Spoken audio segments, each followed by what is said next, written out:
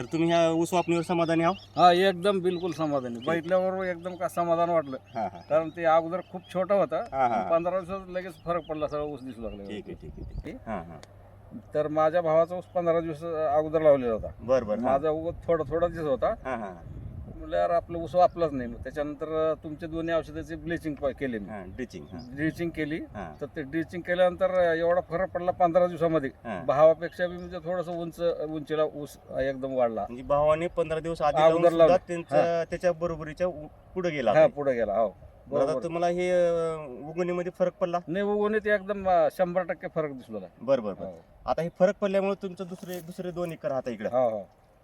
बाजूचं. हम्म. आता हे तुमचं मोकळं रान दिसलं आहे. ते तुम्ही 2 एकर आहे. हा ही फरक पडल्यामुळे तुम्ही भूमी पॉवरची बॅग घेतली. हा ह्याला फरक पडल्यामुळे मी काय केलं, हा. त्या तुमचा सल्ला घेतला आणि परत हे भूमी भूमी पॉवर. हा भूमी पॉवर हे खताच्या त्याला डोस दिला. हम्म. हा ऊसाला प्रॉपर किल्लारी हम्म. तालुका औसा जिल्हा लातूर. बरोबर.